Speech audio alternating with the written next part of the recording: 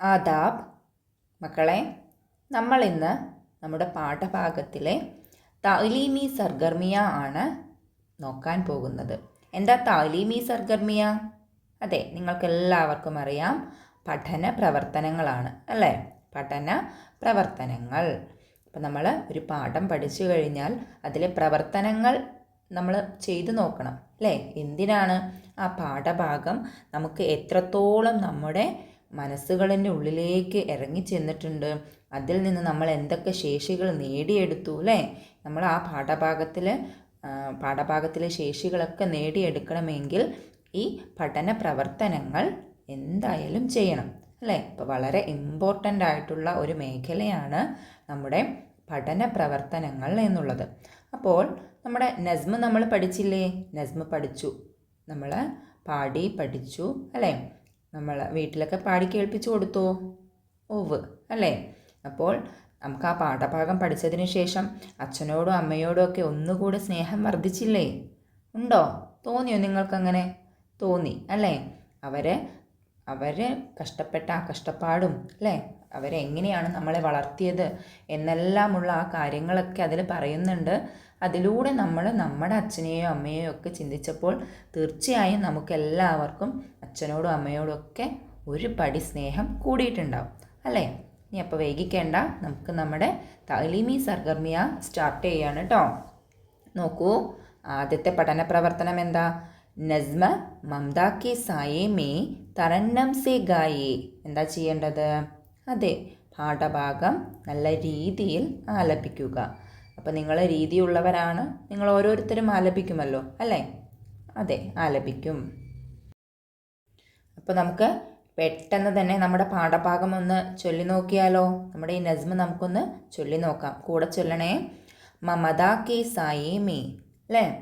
हर चीज़ मिल सकेगी पर माँ नहीं मिलेगी, उसने जन्म दिया है एहसान ये क्या है, आराम दे के हमको दुख दर्द ले लिया है, दुनिया यूं ही बसेगी पर माँ नहीं मिलेगी, किन मुश्किलों से पाला किस प्यार से संभाला, इसके ही दम कदम से हम सब का बोल बाला, एक एक सदी टलेगी पर माम नहीं मिलेगी, लाजिम है उसकी खिदमत लाजिम है उसकी इज्जत, पावों तले इसी के है आदमी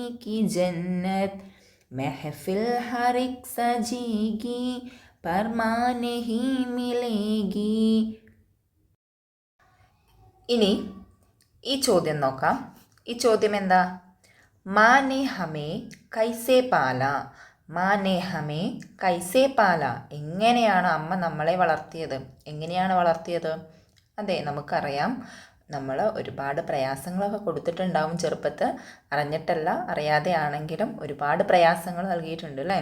ഒരുപാട് കരഞ്ഞിട്ടും ഭക്ഷണം കഴിക്കാതെയും അങ്ങനെ ഒരുപാട് പ്രയാസങ്ങളൊക്കെ ഉണ്ടായിട്ടുണ്ടാവും. പക്ഷെ അതെല്ലാം സഹിച്ച് നമ്മളെ വളരെ സ്നേഹത്തോടുകൂടെയും സന്തോഷത്തോടു കൂടെയുമാണ് അമ്മ നമ്മളെ വളർത്തിയത്. അതാണ് അതിൻ്റെ ഉത്തരം. ഈ വരികൾ നമ്മുടെ കവിതയിലുണ്ട് അല്ലേ? നിങ്ങൾ കണ്ടിട്ടുണ്ടാവും, നിങ്ങൾക്ക് ഓർമ്മയുണ്ടാവും. എവിടെയായിരുന്നു അത്? ഇതാ ഇവിടെയുണ്ട്, നോക്കൂ. കിൻ മുഷ്കിലോ സെ പാല കിസ് പ്യാർ സെ സംഭാല അല്ലേ? കിൻ മുഷ്കിലോ സെ പാല കിസ് പ്യാർ സെ സംഭാല. അപ്പോൾ ഇതാണ് ആ വരികൾ. എത്ര ബുദ്ധിമുട്ടുകളും പ്രയാസങ്ങളും ഒക്കെ സഹിച്ചാണ് അമ്മ നമ്മളെ വളർത്തിയത്, എത്ര സ്നേഹത്തോടു കൂടെയാണ് നമ്മളെ സംരക്ഷിച്ചത്. അപ്പോൾ നമുക്ക് എന്ത് ചെയ്യാം? ഇതൊന്ന് നമുക്ക് ഉത്തരമാക്കി എഴുതാം. ആ വരിയെ നമുക്ക് എങ്ങനെയാക്കാം? പദ്യത്തിൻ്റെ നസ്മിൻ്റെ വരിയെ നമുക്ക് ജവാബാക്കി എഴുതാം കേട്ടോ. അപ്പോൾ എങ്ങനെ എഴുതാം? മാനെ ഹമേ മുഷ്കിലോം അല്ലേ? പ്രയാസങ്ങളൊക്കെ സഹിച്ചിട്ടാണ്. മുഷ്കിലോം സഹകർ പാല അല്ലേ? അതാണ് ഇതിനുള്ള ഉത്തരം. അപ്പോൾ ഇവിടെയുണ്ട് നമ്മുടെ ആ വരികൾ അല്ലേ, നമ്മുടെ വരികൾ ഇവിടെയുണ്ട് കണ്ടോ.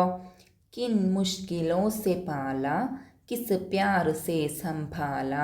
എന്താ പറയുന്നത്? എത്ര പ്രയാസങ്ങളൊക്കെ സഹിച്ചാണ് അല്ലേ, എത്ര പ്രയാസങ്ങളിലൂടെയാണ് നമ്മളെ വളർത്തിയത്, എത്ര സ്നേഹത്തോടെയാണ് നമ്മളെ സംരക്ഷിച്ചത്, എത്ര സ്നേഹത്തോടെയാണ് സംരക്ഷിച്ചത്. അപ്പോൾ ഈ ചോദ്യത്തിനുള്ള ഉത്തരം ഇനി എന്തായിരിക്കും? നമുക്കൊന്ന് എഴുതി നോക്കിയാലോ? എഴുതി നോക്കാം അല്ലേ.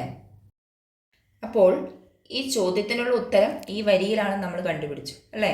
കിൻ മുഷ്കിലോ സെ പാല, കിൻ മുഷ്കിലോ സെ പാല എന്നുള്ള ഈ വരിയിലാണ് അതിനുള്ള ഉത്തരങ്ങൾ ഒളിഞ്ഞു കിടക്കുന്നത് അല്ലേ. അപ്പോൾ ഒരുപാട് ബുദ്ധിമുട്ടുകൾ സഹിച്ചാണ് അമ്മ നമ്മളെ വളർത്തിയത് എന്നാണ് അതിനുള്ള ഉത്തരം. അപ്പോൾ നമ്മൾ എഴുതിയിട്ടുണ്ട്, ഉത്തരമായി എഴുതിയിരിക്കുന്നു മാനെ ഹമേ മുഷ്കിലോ സഹകർ പാല, മുഷ്കിലോ സഹകർ പാല അല്ലേ. എന്നുവെച്ചാൽ എന്താ അർത്ഥം? നമ്മളെ അമ്മ വളരെ ബുദ്ധിമുട്ടുകളൊക്കെ സഹിച്ചാണ് എന്ത് ചെയ്തത്? വളർത്തിയത്. ബുദ്ധിമുട്ടുകളൊക്കെ സഹിച്ചാണ് വളർത്തിയത്. അടുത്ത ചോദ്യം എന്താ? അടുത്ത ചോദ്യം നോക്കൂ. മാ കെ പാവോ തലേ ആദമി കി ജന്നത്ത് ഹേ ഷായർ ഐസാ ക്യോ കഹ്താ ഹേ. എന്താ ഇതിൽ പറയുന്നത്? അതെ, അമ്മയുടെ കാലിനടിയിലാണ് മനുഷ്യരുടെ സ്വർഗം അല്ലേ. നമ്മുടെ സ്വർഗം എന്ന് പറയുന്നത് അമ്മയുടെ കാലിനടിയിലാണ്, അല്ലെങ്കിൽ കാൽപാദത്തിനടിയിലാണ്. എന്താണ് അങ്ങനെ പറയാനുള്ള കാരണം?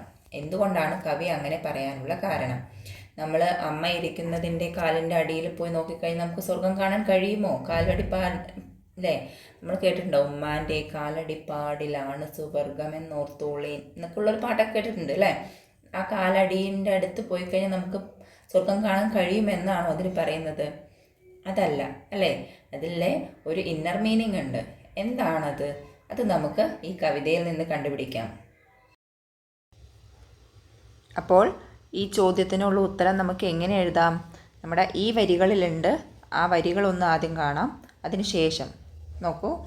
ലാസിം ഹേ ഉസ്കി ഖിദ്മത്ത്, ലാസിം ഹേ ഉസ്കി ഇസ്സത്ത്. ആ വരികളിൽ നിന്ന് വെച്ചാണ് നമ്മൾ ഉത്തരം എഴുതാൻ പോകുന്നത് കേട്ടോ. അപ്പോൾ നമ്മൾ എന്ത് ചെയ്യണം? അമ്മയെ ഖിദ്മത്തും ഇസ്സത്തും ഒക്കെ ചെയ്യണം അല്ലേ. അപ്പം എങ്ങനെ എഴുതാം? ഹം മാം കി, അല്ലെങ്കിൽ ഹരേക്ക് ആദമിയിലെ എല്ലാ മനുഷ്യരും എന്ത് ചെയ്യണം? അമ്മയെ ബഹുമാനിക്കണം. ഹരേക്ക് ആദമി अम्मी की इज़्ज़त और ഖിദ്മത്ത് करना है. നമ്മളെല്ലാവരും അമ്മയെ സ്നേഹിക്കുകയും ആദരിക്കുകയും സേവനം ചെയ്യുകയുമൊക്കെ വേണം എന്നാണ് ഇതിൻ്റെ അർത്ഥം അല്ലേ. എല്ലാ മനുഷ്യരും അമ്മയെ ബഹുമാനിക്കുകയും സേവനം ചെയ്യുകയും ചെയ്യണം. അമ്മയ്ക്ക് വേണ്ടിയുള്ള ഖിദ്മത്തുകൾ ചെയ്യുകയും വേണം. നോക്കൂ അടുത്ത ചോദ്യം.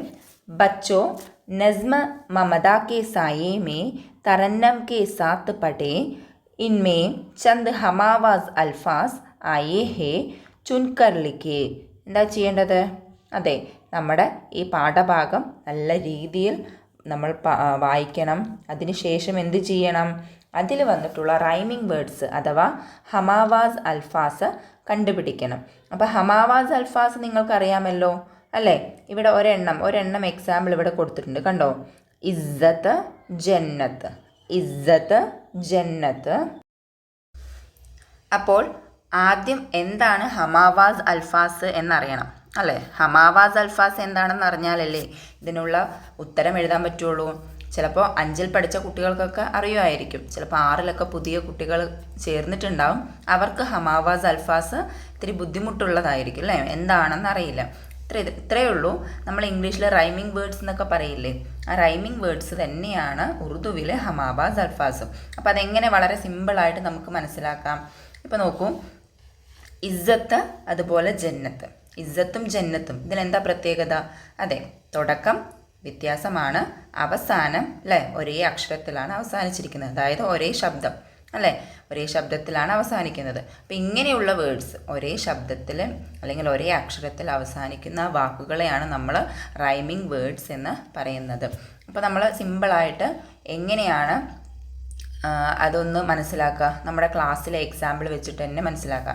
ഇപ്പോൾ 2 കുട്ടികളുടെ പേരെടുക്കുകയാണെന്നുണ്ടെങ്കിൽ നോക്കൂ, ഞാൻ ഒരു 3-4 കുട്ടികളുടെ പേരെടുക്കുന്നു. അതിൽ ആരാണ് റൈമിംഗ് വേർഡ്സിൽ പെടുക എന്നുള്ളത് നിങ്ങൾക്ക് പറയണം. നോക്കൂ, നിഷ, അതേപോലെ തന്നെ റാണി,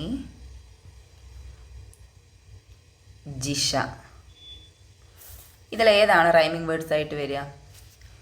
അതെ, നിഷയും ജിഷയും അല്ലേ? നിഷ, ജിഷ. കണ്ടില്ലേ, അവസാനം ഒരേപോലെ തന്നെയാണ് വന്നിരിക്കുന്നത്. ഒരേ ശബ്ദമാണ്, ഒരേ അക്ഷരമാണ്. അതേപോലെ റാണി വരുമോ? വരില്ല. ഇവിടെ എന്താ, വേറെ അക്ഷരമാണ് വന്നത് അല്ലേ? ഇപ്പോൾ വേറൊരു എക്സാമ്പിൾ പറയുകയാണെന്നുണ്ടെങ്കിൽ ഇപ്പോൾ നോക്കൂ, ഫവാസ്, അതേപോലെ തന്നെ ഫയാസ്, ഫഹദ്. അപ്പോൾ ഇതിൽ നോക്കൂ, അതേപോലെ തന്നെ ഇതിലേതാ വരിക? അതെ, ഫവാസും ഫയാസും അല്ലേ? ഇപ്പോൾ ഫയാസിന് പകരം ഇവിടെ റിയാസ് ആണെന്നുണ്ടെങ്കിലും ഫവാസും വരും, റിയാസും ഫയാസും ഒക്കെ ഏതിൽ പെടും? ഇതൊക്കെ ഹമാവാസ് അൽഫാസുകളുടെ കൂട്ടത്തിൽ പെടും. ഫഹദ് അപ്പോഴും വരില്ല. അപ്പോൾ നിങ്ങൾ ചിലപ്പോൾ ചിന്തിക്കും, ഇവിടെ തുടക്കം വ്യത്യാസമാണല്ലോ അല്ലേ, പിന്നെ എങ്ങനെയാണ് റിയാസ് ഇതിൽ പെടുക എന്ന്. എപ്പോഴും നിങ്ങൾ ഒന്ന് ഓർക്കുക, തുടക്കം നോക്കിയല്ല അവസാനം നോക്കിയാണ് നമ്മൾ എന്ത് തീരുമാനിക്കുക, റൈമിംഗ് വേർഡ്സ് ആണോ അല്ലയോ എന്ന് തീരുമാനിക്കുക. ഓക്കെ, ഈ പാഠഭാഗത്തിൽ വരുന്ന 2 ഹമാവാസ് അൽഫാസുകളിൽ നമുക്ക് കണ്ടുപിടിക്കാം. 2 എണ്ണം കണ്ടുപിടിക്കുന്നുണ്ട്, ബാക്കിയുള്ളത് നിങ്ങൾ സ്വയം കണ്ടുപിടിക്കണം. അപ്പോൾ ഒരെണ്ണം ഞാൻ കാണിച്ചു തരാം. നോക്കൂ, ദിയ, ലിയ, ദിയ, ലിയ. ഇതൊരെണ്ണമായില്ലേ? ഇനി അടുത്തത് നോക്കാം.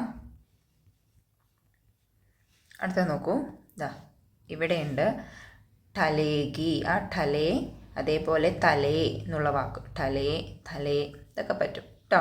ഇനി ഈ ഇക്ക് പറ്റുമോ? പറ്റില്ല. ഇതൊരിക്കലും ഹമാവാസ് അൽഫാസ് അല്ല. ഇത് ഒരേപോലത്തെ വാക്കുകളാണ്, ഒരേ ശബ്ദത്തിൽ അവസാനിക്കുന്ന വാക്കുകളാണ് നമ്മുടെ ഹമാവാസ് അൽഫാസ്. അപ്പോൾ അടുത്ത പ്രവർത്തനങ്ങളുടെ വീഡിയോ പെട്ടെന്ന് തന്നെ അപ്ലോഡ് ചെയ്യുന്നതായിരിക്കും കേട്ടോ. അടുത്ത ചോദ്യങ്ങളും അതിൻ്റെ ഉത്തരങ്ങളും. ഓക്കെ, ശുക്രിയ.